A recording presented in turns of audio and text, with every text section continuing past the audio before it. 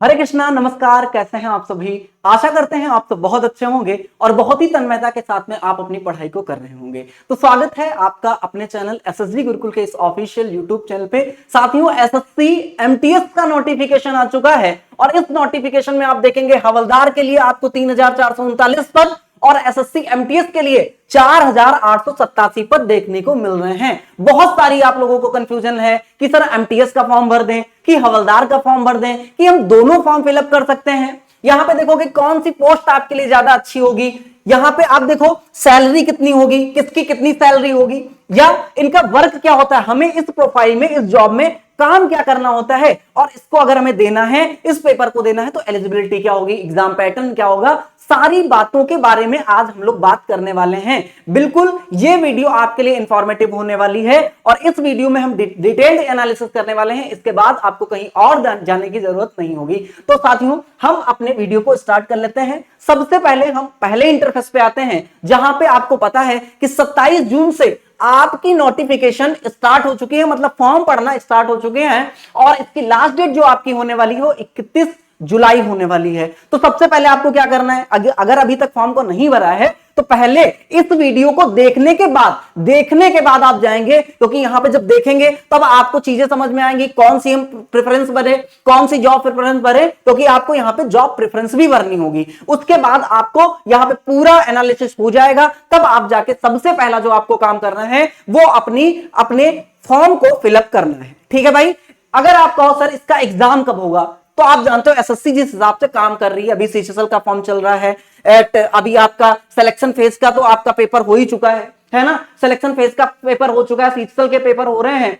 यहां पे देखोगे अक्टूबर नवंबर में आपका यहां पे बताया गया है कि एग्जाम हो जाएगा। हमारी तरफ से अगर आप देखो तो यहां पे अक्टूबर में आपका एग्जाम हो जाएगा एमटीएस का। तो आपको जो तैयारी करनी है वो किसको नजर रखते हुए करनी है, वो आपको अक्टूबर को मद्देनजर रखते हुए करनी है कि अक्टूबर में आपका एग्जाम है और इस हिसाब से आपको अपनी तैयारी करनी है। तो यहां पे 8,326 पद आपको देखने को मिल रहे हैं, जिसमें एमटीएस के अलग 4,887 और हवलदार के 3,439 पद आपको यहां पर इस बार सेकंड हाईएस्ट वैकेंसीज देखने को मिल रही होगी। क्योंकि इससे पहले आप देखोगे जब इस बार 2024-2023 की अगर हम बात करें, पैटर्न पूरा चेंज हुआ था एमटीएस का पूरा पैटर्न आपका एमटीएस का चेंज हुआ था। मैथ और रीजनिंग को क्वालिफाइंग कर दिया गया था, है ना, मैथ और रीजनिंग को क्वालिफाइंग कर दिया था। जो पूरी कट ऑफ आपकी बननी है वो जीएस और इंग्लिश पे बननी है, जीएस और इंग्लिश पे बननी है पूरी कट ऑफ। तो आप यहां पे देख पा रहे होंगे कि हम सर अपनी तैयारी को करें कैसे। यानी 2023 में अगर हम देखें तो वहां पे जो आपकी नोटिफिकेशन आई थी, जो वैकेंसीज आई थी, वो लगभग 12,000 के करीब में थी और यहां पर आपके 8,326 वैकेंसीज हैं, है ना। तो आप देखोगे इससे पहले भी 5 ईयर का अगर हम एनालिसिस करें तो लगभग पिछले 5 सालों में आपकी सेकंड हाईएस्ट वैकेंसी यहां पे आपको देखने को मिली है। मतलब एक अच्छा अपॉर्चुनिटी कह सकते हैं, एक अच्छा मौका कह सकते हैं कि आप अपनी पढ़ाई को अगर अच्छे से करेंगे तो इस बार एमटीएस में आपकी जॉब पक्की है। लेकिन आपको अपनी जॉब सुनिश्चित करने के लिए या तो आप अपने हिसाब से बहुत दिन से अगर पढ़ रहे हैं, है ना, बहुत दिन से पढ़ रहे हैं, तो स्ट्रेटेजिकली पढ़ के आप अपने पेपर को निकाल लो। या तो भाई एक हमारा बैच सप्तऋषि बैच के नाम से आ रहा है, 10 जुलाई से इसमें एडमिशन, ये जो बैच है वो स्टार्ट हो जाएगा, 10 जुलाई से बैच स्टार्ट हो जाएगा। ठीक है, अभी जल्दी से जल्दी इसमें जाके आप एनरोल करा लें। ठीक है, इसमें आपको मिलने वाला क्या है, तो आपको सर लाइव और रिकॉर्डेड क्लास दोनों मिलेंगी। अगर आप लाइव नहीं कर पा रहे हो, अगर आप ऑलरेडी जॉब में हो, है ना, तो आप क्या कर सकते हो, आप रिकॉर्डेड क्लास कर सकते हो। 10 ऑनलाइन मॉक टेस्ट आपको होंगे, 1 महीने पहले ही आपका पूरा बैच कंप्लीट हो जाएगा एग्जाम से, है ना। उससे पहले आपको मॉक टेस्ट 10 दे दिए जाएंगे, फिर आपको 10 प्रैक्टिस सीट पीडीएफ के रूप में भी दे दी जाएगी। उसके अलावा यहां पे आपकी जो प्रीवियस ईयर क्वेश्चंस हैं उनको हम लोग यूट्यूब पे करते रहेंगे। ठीक है, वैलिडिटी कब तक होगी सर, तो जब तक आपका एग्जाम नहीं हो जाएगा।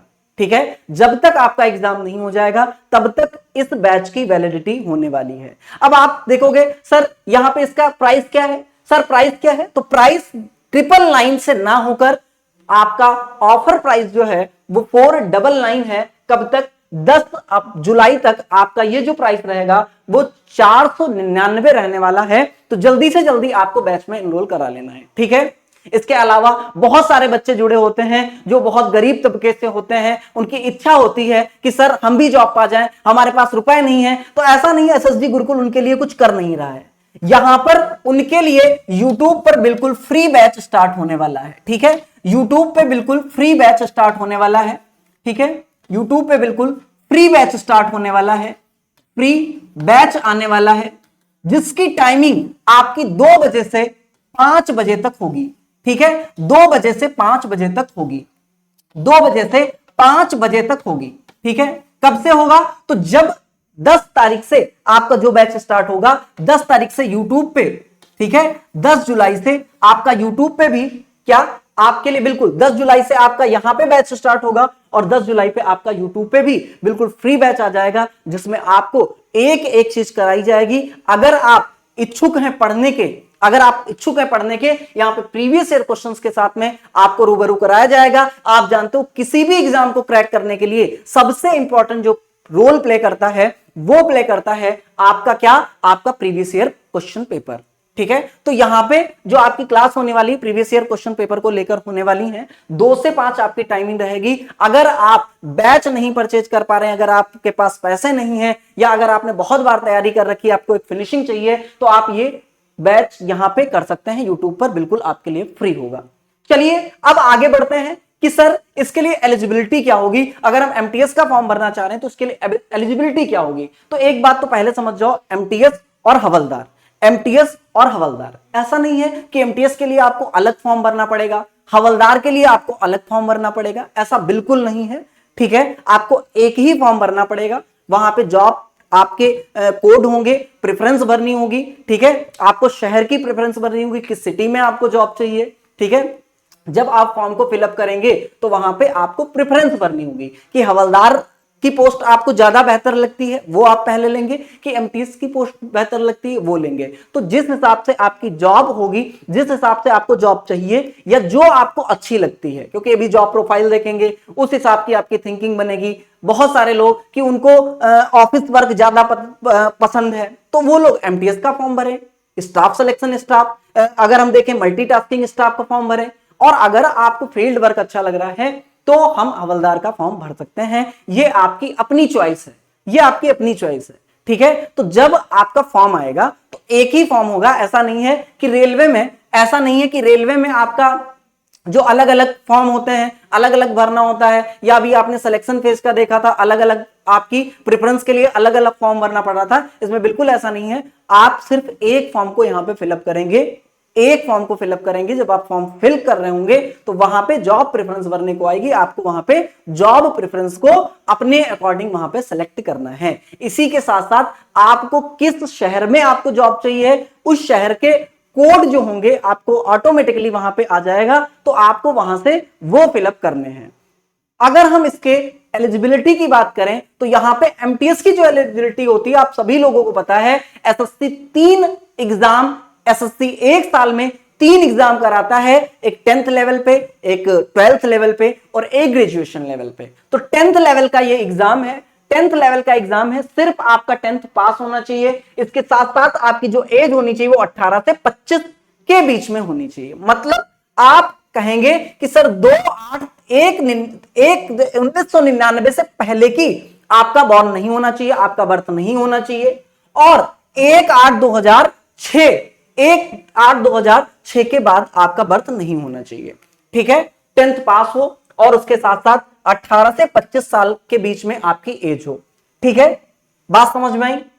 अगर इतनी बात समझ में आई है तो इसके साथ साथ हम ये भी देख लें कि आपको कितना रिलैक्सेशन दिया जा रहा है। आप जानते हो ओबीसी, एससी, एसटी के लिए 3 साल 5 साल और 3 साल 5 साल का रिलैक्सेशन दिया जा रहा है। 2 अगस्त 1996 से पहले बर्थ नहीं होना चाहिए, 2 अगस्त 1994 से पहले बर्थ नहीं होना चाहिए। सारी चीजें आपके सामने हैं, आप देख सकते हैं, आप जिस भी कैटेगरी से हैं। अब आप कहोगे सर एलिजिबिलिटी फॉर हवलदार कितनी होनी चाहिए। एलिजिबिलिटी फॉर हवलदार यानी हवलदार के लिए क्या एलिजिबिलिटी होनी चाहिए। तो यहां पे क्वालिफिकेशन में कोई भी बदलाव नहीं है, 10th पास ही होगा। 18 से 27 साल के बीच में यहां पे हवलदार की पोस्ट होती है। तो आप कहोगे कि यहां पे हवलदार के लिए आपको 2/8/1997 से पहले का आप बर्थ नहीं होना चाहिए और 1/8/2006 के बाद आपका बर्थ नहीं होना चाहिए। इतनी बात समझ में आई?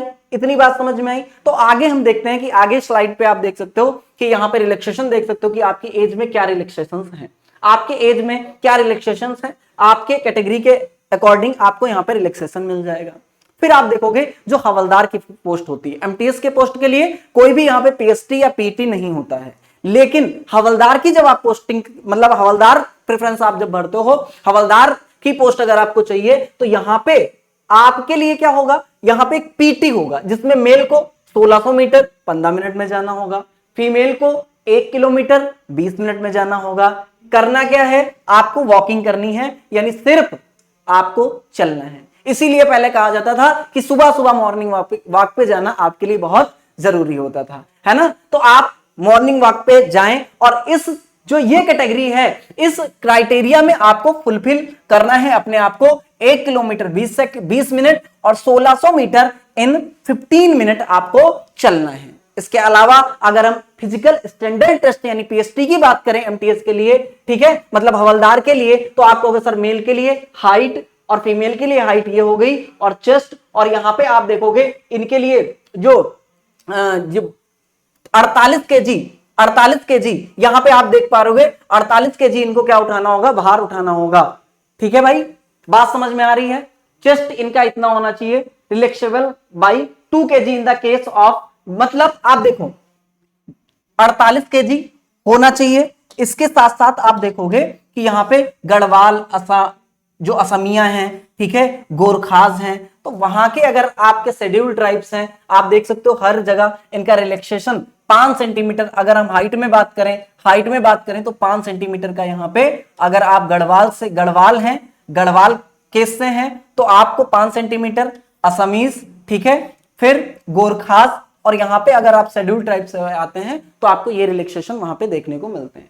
ठीक है, आप यहां पे चेस्ट देख सकते हो, मेल के लिए चेस्ट कितना होता है, यहां पे 81 सेंटीमीटर होता है। ठीक है, आगे हम चलेंगे exam pattern. Sir exam pattern, तो एग्जाम पैटर्न में आपको क्या देखना है कि 90 मिनट का भाई पेपर होता है, 45 मिनट पहले सेशन को और 45 मिनट दूसरे सेशन को देने होते हैं। बात समझ में आई? अगर हम सेशन 1 की बात करें तो इसमें आपका मैथमेटिक्स होगा और उसके साथ साथ आपकी रीजनिंग होगी। मैथमेटिक्स के आपके 20 क्वेश्चन, रीजनिंग के 20 क्वेश्चन, प्रत्येक क्वेश्चन आपके 3 नंबर का होगा, 60 नंबर 45 नंबर, लेकिन मैथ और रीजनिंग सिर्फ आपकी क्वालिफाइंग होगी और इसके साथ साथ यहां पर कोई भी नेगेटिव मार्किंग आपकी नहीं होगी। नेगेटिव मार्किंग यहां पे कोई भी आपकी नहीं होगी। अगर हम बात करें तो जनरल अवेयरनेस और यहां पे इंग्लिश में आपके 25-25 क्वेश्चन होंगे, जिसमें 75-75 एक क्वेश्चन 3 मार्क्स का होगा, तो 25-75-75 150 नंबर का आपका इंग्लिश और जीएस का सेशन होगा, जिसको हम सेशन 2 कहते हैं। तो बहुत सारे लोगों को कंफ्यूजन होती है, क्या सेशन 1A अलग होगा फिर उसके बाद में सेशन 2 होगा? ऐसा कुछ नहीं है।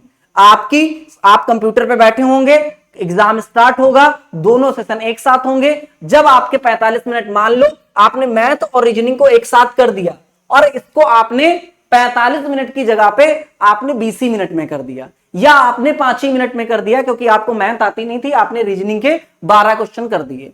ठीक है, बात समझ में आ रही है? तो अगले आपको 45 मिनट तक बैठना होगा, तब तक आपका इंटरफेस सेशन 2 का नहीं खुलेगा, जब तक आपके 45 मिनट आप सेशन 1 को नहीं दे दोगे। तो सबसे बड़ी जो यहां पे कंफ्यूजन आपको होती है, उस कंफ्यूजन को यहां पे दूर करना है कि 90 मिनट आपको पूरे देने हैं। सेशन 1 को आपको कंपलसरी है कि 45 मिनट देने हैं, उसके साथ साथ यहां पर सेशन 2 को भी आपको 45 मिनट देने हैं। यहां पे 25-25 क्वेश्चन जीएस और इंग्लिश के होते हैं, एक क्वेश्चन 3 मार्क का होता है और नेगेटिव मार्किंग 1 नंबर की नेगेटिव मार्किंग होती है। ठीक है, अगर आपने एक गलत किया तो 1 नंबर आपका चला जाएगा। अब इसके अगर हम बात करें जॉब प्रोफाइल, सर इसमें जॉब प्रोफाइल क्या होती है? ठीक है, अगर हम एमटीएस के जॉब प्रोफाइल के बारे में बात करें, किसमें है सर हमें करना क्या होता है? ठीक है, तो आप कहोगे सर अनुभाग के अभिलेखों का भौतिक रखरखाव, यानी आपको फाइल्स वगैरह जो होती हैं उनको सुरक्षित करना होता है, उनका रखरखाव करना होता है। ठीक है, कंप्यूटर पर डायरी डिस्पैच आदि कार्यों के साथ आपको अपने ऑफिसर जो होंगे उनकी सहायता करनी होती है। उसके अलावा अगर हम बात करें भवन के बाहर कुरियर डिलीवरी आपको करनी होती है, मतलब डिलीवरी भी करनी आपको पड़ सकती है, या यही काम होते हैं एक एमटीएस के। भवन के अंदर फाइलें एवं अन्य कागजात को ले जाना, ठीक है, वहां से अगर दूसरी जगह ले जाना है, किसी और ब्रांच में ले जाना है, तो आप पूरा रखरखाव जो करेंगे वो आप एज अ असिस्टेंट वहां पे कर रहे होंगे, क्योंकि मल्टीटास्किंग स्टाफ इसका फुल फॉर्म होता है, ठीक है। वार्ड ड्यूटी आपकी लग सकती है इमारतों, और यहां पे आपको इससे सफाई से रिलेटेड काम दिया जा सकता है, या उसकी सिक्योरिटी से रिलेटेड आपको हवलदार में काम देखने को मिलेगा। पार्कों, लॉन, गमले में लगे पौधों आदि का रखरखाव उच्च अधिकारियों द्वारा सौंपा गया कोई अन्य कार्य भी आप कर सकते हैं। मतलब मेनली जो आपका स्टाफ सिलेक्शन, मल्टीटास्किंग स्टाफ का काम होना है वो ये होना है कि आपको क्या करना है, जो आपके अधिकारी हैं, जो आपका ऑफिस है, जो आपका डिपार्टमेंट है, उसमें आपको पूरा रखरखाव का काम करना होगा, और उनके लिए आपको हमेशा अवेलेबल होना होगा, आपको उनकी हेल्प के लिए, आपको उनके सहायता के लिए, ठीक है। अब हम बात करें अगर हवलदार की, ठीक है, हवलदार की, तो आप देख पा रहे होंगे यहां पे बहुत सारी हमारी बहनें हैं जो हवलदार हैं, ठीक है, हवलदार है। तो हवलदार में आपको चौकीदार या गार्ड से रिलेटेड काम आपको देखने को मिलता है, ठीक है। आपको सेफ्टी और सिक्योरिटी की जिम्मेदारी दी जाती है, ठीक है। जब कभी भी छापा वापा मारा जाता है तो जो अधिकारी होते हैं उनके साथ आप जाते हैं, ठीक है, उनके साथ आप जाते हैं, उनकी सहायता करते हैं। क्षेत्र की सुरक्षा पर ध्यान रखना भी आपका काम सौंपा जाता है, ठीक है। आपका काम यहाँ पे क्षेत्र की सुरक्षा सौंपा जाता है। या आप देखोगे कोई जैसे मॉन्यूमेंट्स वगैरह हैं, या कोई आप कहेंगे कोई बिल्डिंग्स है जो गवर्नमेंट बिल्डिंग्स हैं, उनका रखरखाव, उनकी सेफ्टी के लिए, जो मंदिर वगैरह होते हैं उनकी सेफ्टी के लिए भी यहाँ पे आपको काम दिया जा सकता है, ठीक है। बात समझ में आई? तो आप सीधे सीधे ये समझें कि एमटीएस में आपको ऑफिस वर्क करना होगा, जबकि आपको हवलदार में फील्ड वर्क करना होगा। कौन सा? फील्ड वर्क करना होगा। अब अगर हम बात करें सर एमटीएस में सैलरी क्या होगी एमटीएस में सैलरी क्या होगी, तो ग्रेड पे इसका जो है वो 1800 ग्रेड पे की ये जॉब है। बेसिक पे इसका 18,000 है, इसमें dearness allowance 9,000, HRA house rent allowance जो आपका मिलता है 4,320 रुपए मिलता है, ठीक है। ट्रेवल अलाउंस आपको कितना मिलता है? 1,350 रुपए मिलता है। एमटीएस की जो ग्रॉस सैलरी होती है वो 3,670 रुपए ग्रॉस सैलरी आपको देखने को यहां पे मिलेगी, ठीक है। अगर हम बात करें हवलदार में, कि हवलदार में आपका ग्रेड पे सेम होता है, 1800 ग्रेड पे की जॉब होती है। यहां पे बेसिक पे 18,000 ही होता है। डियरनेस अलाउंस सेम होता है। एचआरए यहां पे थोड़ा सा आपको ज्यादा मिलता है 4,820, और टीए भी आपको थोड़ा सा ज्यादा मिलता है, जहां पे आपकी थोड़ी सी ज्यादा, ठीक है, 33,660 यहां पे पूरी आपकी सैलरी होती है, ठीक है। ग्रॉस सैलरी की बात करें तो 33,660 आपकी ग्रॉस सैलरी होती है, और यहां पे कितनी होती है? 32,670। तो आप देख सकते हो लगभग अगर हम एमटीएस की बात करें तो यहां पर 33,000 यानी 33,000 आपको अपनी सैलरी देखने को मिलेगी, ठीक है, आपको अपनी सैलरी देखने को मिलेगी। अब अगर हम बात करें कि सर इसमें मैथ आती है, रीजनिंग आती है, और आपके मैथ आती है, रीजनिंग आती है, और उसके साथ साथ आपकी इंग्लिश, और उसके साथ साथ आपका जीएस आता है, जिसके लिए हमने आपको बता ही दिया है कि आपका जो बैच है ना, आपका जो बैच है वो आपका स्टार्ट हो चुका है। अगर किसी को कंफ्यूजन है कि मैथ में क्या पूछा जाता है, इंग्लिश में क्या पूछा जाता है, रीजनिंग में क्या पूछा जाता है, तो इससे पहले वाली वीडियो हमने जस्ट अभी 2 दिन पहले बना के डाली है, आपको वो वीडियो देख लेनी है। वो वीडियो आपकी इंफॉर्मेशन के लिए बहुत ज्यादा रिस्पॉन्सिबल होगी, बहुत ज्यादा आपकी हेल्पफुल होगी, तो आप उस वीडियो को भी देख सकते हैं, ठीक है। इसके अलावा अगर आपको कोई भी डाउट हो, कोई भी क्वेरी हो, तो आप हमारे नीचे दिए गए नंबर पे कॉल कर सकते हैं। फिर भी अगर आपको लग रहा हो कि आपकी कोई कंफ्यूजन अगर रह गई है, इस वीडियो में कोई कंफ्यूजन आपको अगर रह गई है, तो आप क्या करेंगे? कमेंट बॉक्स में कमेंट कर देंगे कि आपकी ये कंफ्यूजन है, तो अगला वीडियो हम आपके लिए बना देंगे, या कमेंट में ही हम आपको आपके क्वेश्चन का आंसर दे देंगे। आशा करते हैं कि सारी जानकारी आपको बहुत अच्छी लगी होगी। अगर आपको जानकारी अच्छी लगी हो तो जितने भी आपके दोस्त हवलदार एमटीएस का फॉर्म फिल कर रहे होंगे, उनके पास ये वीडियो आप शेयर कर दीजिएगा, और अपने हिसाब से आप लाइक और शेयर करते रहिएगा। धन्यवाद आप सभी का।